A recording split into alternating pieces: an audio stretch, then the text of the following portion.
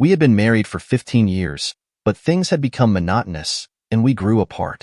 We were living under the same roof, but in separate worlds, different rooms, no longer partners, confidants, or lovers. She started leaving hints, and I finally took notice. I did some digging, and it turned out she had an affair, at least an emotional one. She had been complaining to me, but I had stopped listening to her long ago, dismissing her complaints and mockeries. But when I uncovered the truth, I stopped just hearing her. I really listened. She was unhappy with our marriage, and she had fallen out of love with me. I knew if I tried to convince her that she was wrong and that we could fix our marriage, she'd only distance herself even more. I could see it in her eyes. The gap between us was growing wider. So, I decided to let go of the idea of fixing things. I sat there, drinking my beer, replaying our last argument over and over in my mind, trying to figure out how to win her back.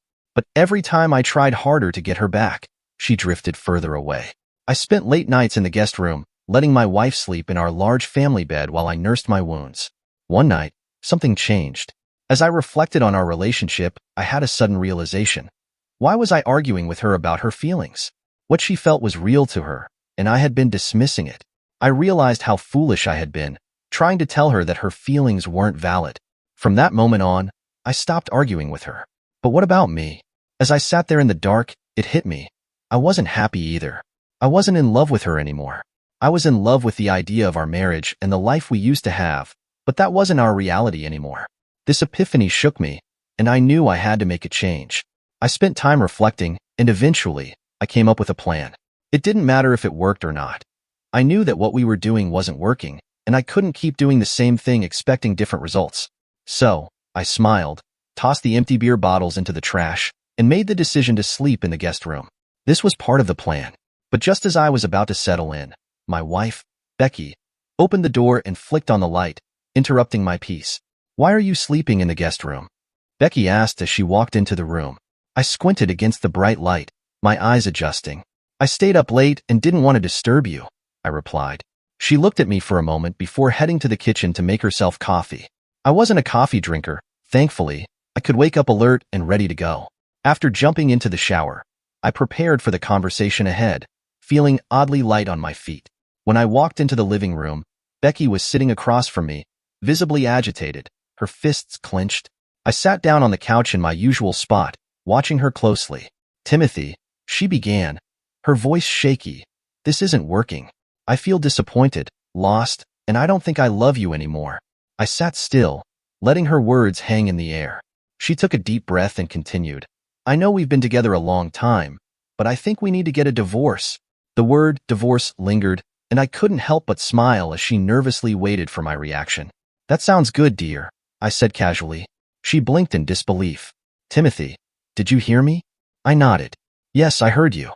You feel it's not working, you don't love me, and you want a divorce." "I agree." She seemed bewildered, her confusion evident as she searched my face for a reaction. "Do you understand now?" she asked. I stood up, walked over to her, and knelt down in front of her. "Becky, I can't change how you feel. If you don't love me, how can I argue with that? Can I tell you that you're wrong about your feelings? No. If you feel you can't live with me anymore, then how can I argue with that either?" Becky looked at me as if I had lost my mind. But in that moment, I saw the recognition in her eyes, an acknowledgement that I understood what she was feeling, and she appreciated it. "Wait," she said, her voice shaking. "You said you didn't love me?" I nodded. "There were times just like for you."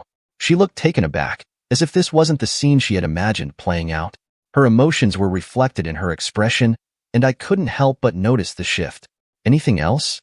I asked. "I need to leave tonight, so I'd like to settle this now, if you don't mind." "Are you leaving right now?" she asked, her voice barely a whisper.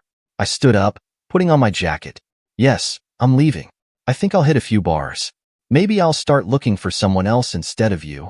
I waved goodbye to her and left, leaving her sitting in the chair, stunned and speechless. I stopped at the nearest bar, ordered a bourbon, and took a seat at a table away from the crowd. As I sipped my drink, I took out my phone and called Nancy, a coworker who was known as the office gossip. I played the part of the abandoned husband, telling her about the conversation I'd had with Becky, especially her shocking request for a divorce. I didn't tell her the full truth, of course. I was at the bar, drowning my sorrows in whiskey, and I might not show up for work the next day. I could hear the gears turning in Nancy's head, She and I had flirted a bit at work, and she was single. Before long, she invited herself out to join me, claiming she wanted to keep me company during this emotional time. I agreed and met her at a bar I knew my wife and her friends often visited. Was I concerned that someone might see me? No. My marriage was over, and neither Becky nor I had love left for each other. Nancy showed up quickly, dressed to impress, maybe hoping to get to me before anyone else could. That's what I like to believe, at least. But when she saw me, she was surprised to find my body language and mood didn't match the gravity of the news I'd shared with her. My smile didn't help either. "Timothy, what's happening?" she asked, sitting beside me, confused. I raised my hand and pointed to my ring finger, which was now bare. "She wants a divorce. That's how she feels. Why should I fight it?" I waved down the waiter and ordered another drink. Nancy ordered her usual Cosmo as she sat down. "Timothy, over the phone, you seemed more upset," she said. I took a deep breath. "We've been unhappy for a while," I replied. I finally realized that maybe I don't love her like I used to. She wants this divorce, so I'm not going to fight it. If she wants to leave, fine. I'm not going to lie around feeling forgotten and unloved. Nancy took a big sip of her drink and set it down, watching me. I could tell my attitude was having an effect on her, though I wasn't sure if it was confusion or something else. "Maybe we should dance?"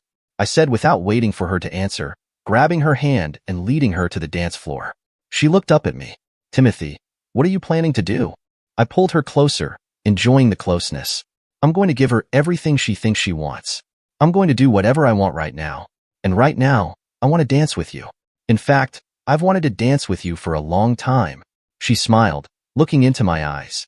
"If you're trying to get back at her." I raised an eyebrow. "Maybe," I replied, as she pressed her body against mine, comfortable and warm. "I'm okay with that," she said with a sigh, and we lost track of time. It felt good not to worry about calling home to tell Becky when I'd be back. Nancy was fun, intelligent, and we flirted all evening. She was completely mine, and she knew it. I knew it, but I didn't take her home with me. It was enough to know that someone wanted me. Becky had bruised my ego, but Nancy had built it back up. In fact, I'd say Nancy was more attractive than Becky. We kissed in the parking lot by her car. I opened the door for her and smiled. "See you tomorrow at work." She nodded, understanding that I wasn't looking for anything serious right now. I made it clear that I just needed some fun, and that's all I was offering. Nancy understood that. By the end of tomorrow, I was sure all the women in the office would know about it. I'd like to tell you that I'm a calm man, but the truth is, I was already looking forward to rubbing this in Becky's face a little. When I walked in the door, Becky was already in bed. As soon as she heard me come in, she jumped up to meet me. "Where have you been?" she snapped. I hung up my coat in the closet and started undressing. "I went out," I said. "I told you I was leaving. Why should you care?" "Timothy, I was worried you might do something bad to yourself." I smiled. "Becky, I know how you feel. I'm fine. You want a divorce? I'll gladly give you one. I'm not going to force you to live with someone you don't love anymore." I grabbed my pillow and my clothes for the next morning, heading for the guest room. "Timothy," Becky called out, her voice hesitant. I stopped, shifting my things to the other hand. "What?" I asked. She looked down, unable to meet my eyes. "I don't understand. You don't have to sleep in another bed." I paused, deliberately not making it easy for her. "Are you suggesting that I move out of our bedroom?" Becky gasped, wiping away a tear. "No, I didn't mean that. I mean, you can share the bed with me, if you want to. If you don't want to, I guess I could move to another room." Her voice was shaky, unsure. She seemed nervous about the idea of me actually leaving the bedroom. I could see the fear in her face, unsure of what I might do next. I decided to spare her the agony. "Well, this bed is more comfortable. I'll stay here with you, if it's not too much trouble." Her face brightened. "Oh yes, that would be wonderful. I mean, it's no problem for me." "Then it's settled," I said, tossing my pillow back onto the bed. She opened her mouth, probably to talk, but I was too tired. "Let's just go to bed," I told her. By the following evening, for women at work had shown interest in me. One of my friends even gave me his sister's number. She was a widow, struggling to find someone. I set up dates for the coming week with all 4 women, including another one with Nancy. I intentionally kept this evening free because I needed to talk with Becky and sort things out. It was time to address the situation. When I got home, Becky was waiting for me. "Carol saw you last night at the bar," she said. "She said you were with a woman." "Who was that? What were you doing together?" "She said you two looked really comfortable." I could have exploded. I could have yelled at her. accused her of neglecting me, of distancing herself from me. But I didn't. I smiled and told her I'd answer her questions after I changed. She tried to push, but I ignored her and went to change into something more comfortable. When I came back downstairs, Becky was staring at me, her eyes filled with anger and tears. She was ready for a fight. It was Nancy from work, I said, not denying it. She probably expected me to make excuses, but I didn't. What were you doing together? She asked, her voice full of accusation. We were on a date, I replied calmly. On a date? She shrieked, and I nodded. Yes. You want a divorce, right? You told me you don't love me. So why shouldn't I look for love elsewhere? You don't love me anymore, so what reason do I have to stay here? She slumped into her chair, defeated. But what will people say? She asked, her voice quieter now. Carol's already gossiping about you dating some woman. I stood up, pacing. Don't you dare call Nancy a woman like that, I said. She's a lady, and I treated her as such. Last night, she went on a date with a married man. But I guess that's what you call a promiscuous woman. So what would you call a married woman who knowingly dates other men without her husband's knowledge? Becky was silent, her face a mix of panic and realization. What does that have to do with me? She exploded. I remained calm, my silence stretching between us. She finally saw it in my face. How much do you know? She asked, her voice trembling. Enough, I said sharply. Whether you slept with him or not, I really don't care anymore. This marriage was over the moment you checked out. I'm done. I'm moving on. I'm taking care of myself because I don't get any support from my wife at home. I went into the kitchen and made myself dinner. When I finished, I found Becky watching me. She hesitated for a moment before saying, I'm sorry. I'm sorry too, I said, putting away the dishes. I've got plans for the rest of the week. Don't expect me home early. And if you prefer, I can sleep in the guest room. She didn't respond. Later, I went to bed in the guest room, leaving Becky to deal with her restless night. The next day, I met Kathy. She was a sweet, 35-year-old blonde, divorced with 2 kids. We had coffee and then did something silly, played laser tag, just the 2 of us against a team of 10 teenagers. They kept annihilating us, but we laughed, sitting and chatting between games. After one round, we both died in the game and lay side by side. I pulled her towards me and kissed her. She kissed me back, and after a nice dinner, I walked her back to her house. We kissed again before parting ways, and she made me promise to ask her out again soon. When I got home, I expected another confrontation with Becky, but when I walked in, she seemed different, subdued. Hello, she said quietly. I smiled and greeted her as I undressed after my date. You seem like you had a good time, she observed, trying to hide her emotions. I did, thanks for noticing, I replied. How was your evening? She asked. We talked for the first time in months, really listened to each other. She finally confessed. I've never slept with anyone else. I've kissed a few men, and I shared my feelings with Justin at work. He wanted more, but I wasn't ready. I looked at her and said, Becky, I'm sure we both share blame in this. Even though you didn't sleep with anyone, you still betrayed me. We were a team, and you checked out long ago.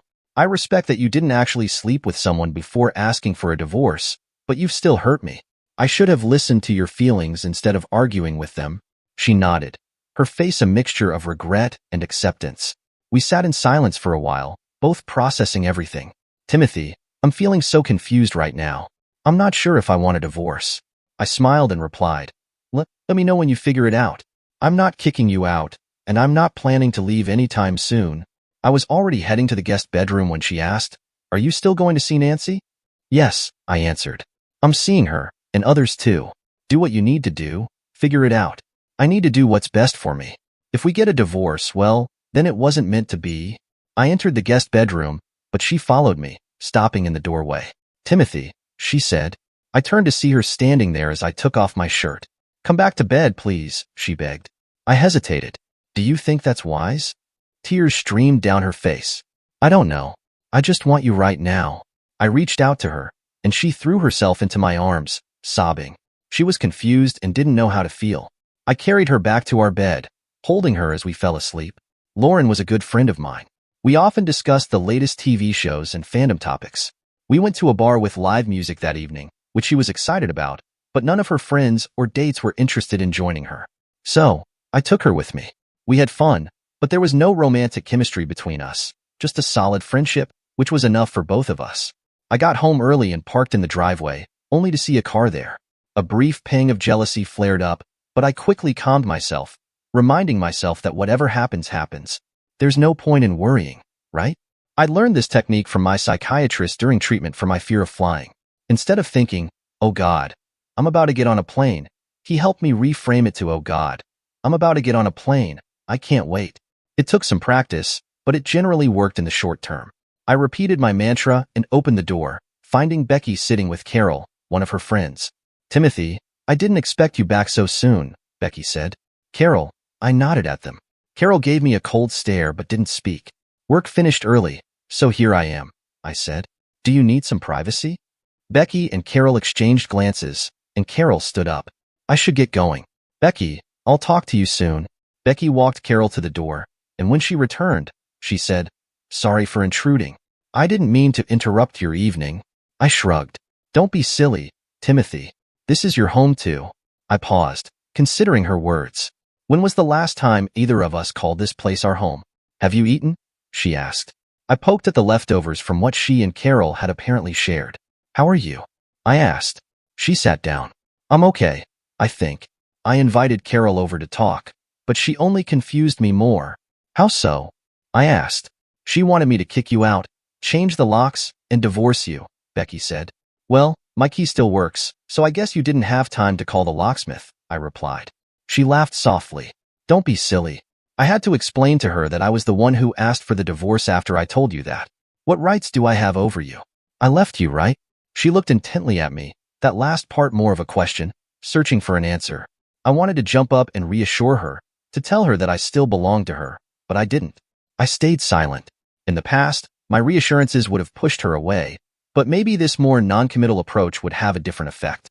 Changing the subject, I blurted out, "I'm afraid I have some bad news. My date for tomorrow night canceled, so now I'm stuck with concert tickets. Maybe you'd like to go with me instead of another girl?" Her face brightened. "Oh, Timothy, I would love to. I mean, if you want." I shrugged. "Well, I could give these tickets to someone at work." "No," she said decisively, but then added, "I mean, I'd be happy to go with you." She blushed and nodded. "Are you sure?" I asked. "Yes," she whispered. I smiled. This could be fun. I informed Heather about the change in plans, and though she was disappointed, she understood. Such is life in the dating game. Becky was dressed and ready when I picked her up after work. She looked amazing, clearly dressed to impress. I couldn't help but think she might have chosen that outfit to catch my attention. I didn't know much about the band.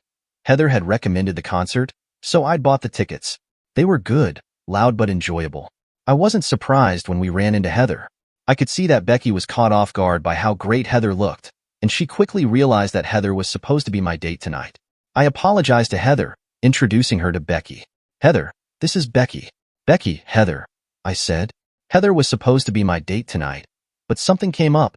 Usually, when I introduced Becky, I referred to her as my wife, but this time, I decided not to. Becky noticed right away. "Nice to meet you, Heather," Becky said, looking her directly in the eyes. Something passed between the two women. Heather, being smart, quickly apologized and said she'd see me at work the next day. Becky, on the other hand, was seething. She grabbed my hand and asked, "Timothy, where's your wedding ring?" I shrugged. "At home.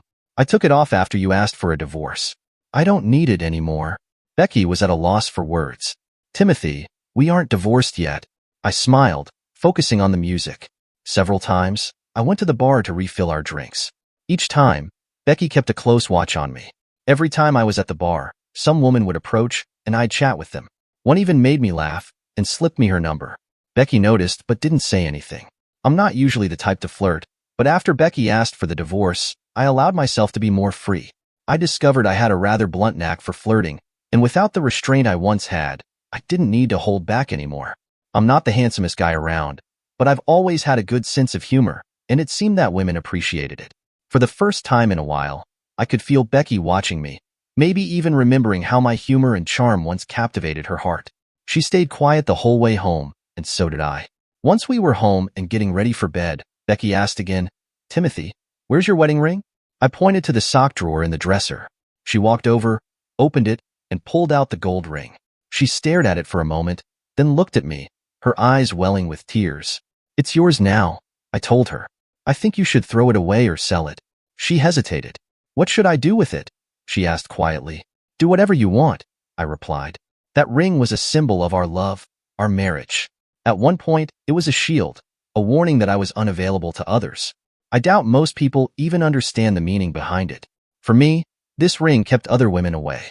I hoped your ring would do the same for you, but ever since you chose not to live with me anymore, I no longer need it to protect me.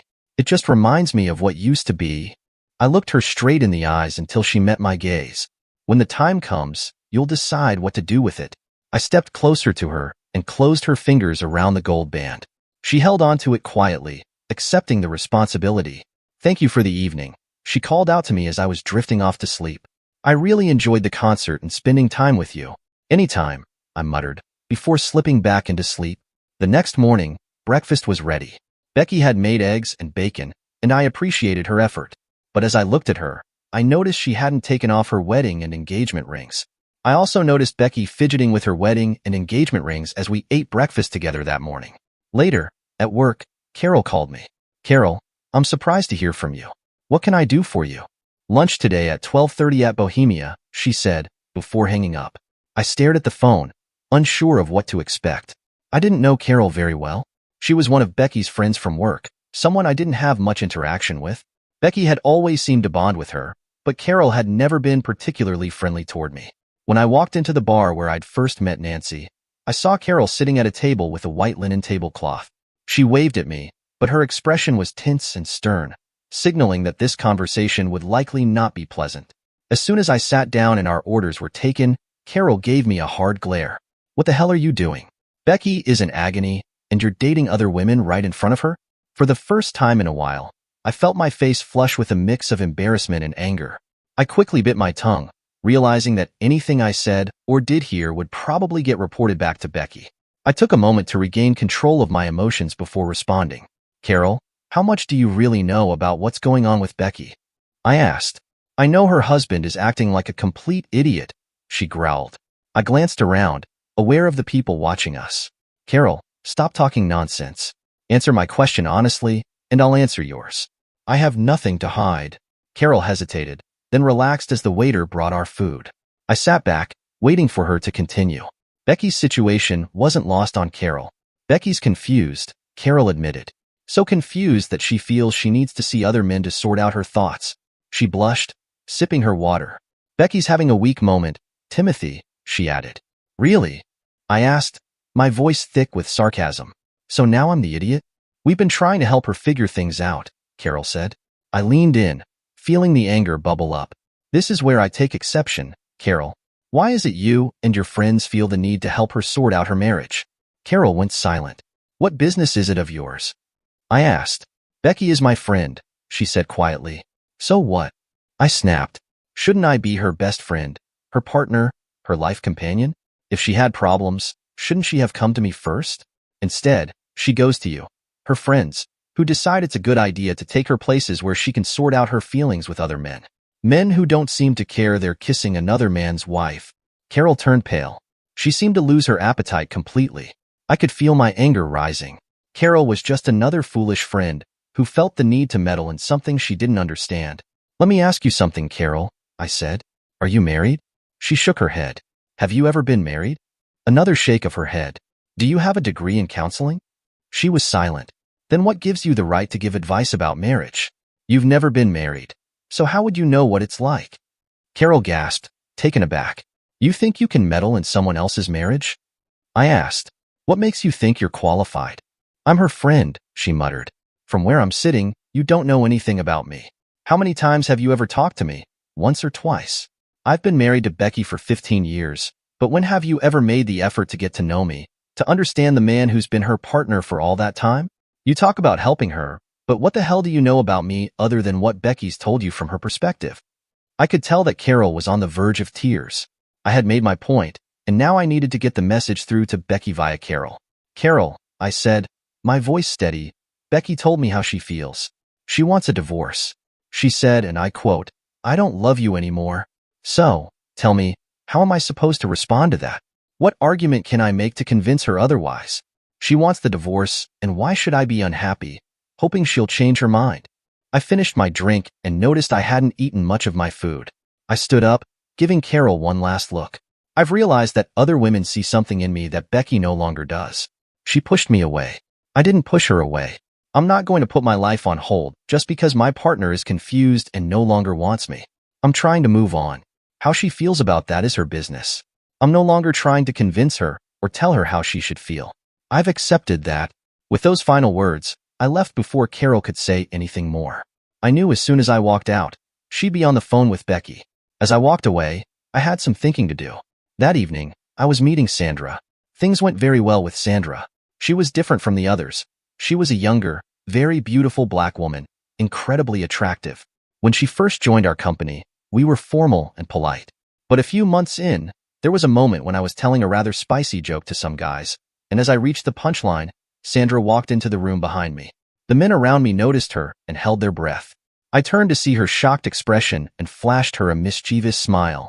"Admit it, that's really funny," I said. She stood there for a moment, her face saying, "I can't believe this white guy just said that to me," before she burst out laughing along with me. From then on, she was one of the guys. By the end of our date, however, she was all woman. Sandra allowed me to go further than I had with other women, but when the moment came, I was the one to decline her offer to stay the night. As much as I wanted to, there were still issues with Becky that I needed to resolve before I could sleep with someone else. That night, as I settled into bed, Becky spoke up. "Timothy?" "Yes?" I answered, turning to face her. "Please take a shower." Her voice was trembling. "Why?" "It's dark," I said, confused. The light came on, and I saw her face, flushed and moist from crying. She couldn't meet my eyes. "Please, Timothy. If you don't take a shower, I'm going to have to ask you to sleep in the guest room." I was stunned. "What's happening?" "I can't stand the smell of her on you," she said, turning away from me. "You smell like her." It hit me then that she meant Sandra. I felt horrible. I hadn't even realized. "I'm sorry," I whispered, feeling the weight of her pain. "If you want me to go to the guest room, I can." "No," she sobbed. "I want you to come back to our bed, but only after you take a shower. I can't stand her scent on you. It's bad enough knowing you're seeing other women. I can pretend you're just out with the guys. I can ignore the rumors my friends tell me about who they've seen you with. But now, I can smell her on you. I can tell." I walked over to her side of the bed, kissed her forehead gently, and whispered, "I'm sorry. I was inconsiderate. Let me take a shower, and I'll come back to our bed." The next morning was Saturday, and I slept in. It had been a long week, going out every night, trying to juggle everything. I could feel my age, and I just hoped I wouldn't catch a cold or something. Becky woke me up with breakfast, and then asked me about my plans for the weekend. "I don't have anything planned," I told her, still sitting at the kitchen table. "Timothy," she said, her voice quiet. She reached into her pocket and pulled something out, then knelt down in front of me. She opened her hand, and I saw my wedding ring. Taking my hand, she looked up at me. "I want to work on our marriage. I think maybe I didn't think everything through," she said, carefully sliding the ring onto my finger. I didn't stop her. "I still love you," she whispered, staying kneeling as she waited for me to say something. Finally, I spoke. "Do you really feel that way?" I asked. She nodded, her eyes full of sincerity. "No divorce," she said, her voice firm. "What about other men?" I asked, unsure where this was going. "There's no one else but you," she answered, looking at me. "And then, the delicate part. You need to understand," I said. "I'll still occasionally see other women." Becky swallowed, and we sat there for a long time, our eyes meeting in silence. In that moment, I realized something about my wife. I was confident in how this would end. Finally, she nodded. "I suppose I shouldn't be surprised," she said softly. "I think I'm in love with you too." I grabbed her and kissed her, passionately. She kissed me back with equal fervor. It turned out that Becky had low self-esteem, something I hadn't fully recognized until now. Over the years, I had treated her well in some ways, but not enough. We had drifted apart, and my biggest mistake was not acknowledging her feelings. Every time she shared something with me, I argued. Do you know how harmful that is? How arrogant it is to tell someone that their feelings aren't true. It built resentment and hostility over time, and eventually, she no longer valued what we had. Maybe that was my fault. Over time, we changed. Well, she changed. I didn't. Why would I want to go back to how things were? I guess she wanted me to, but we both knew we had changed. She understood now that if she chose to walk away, there were others ready to take her place. "Do you really have to see other people?" she asked, her voice small.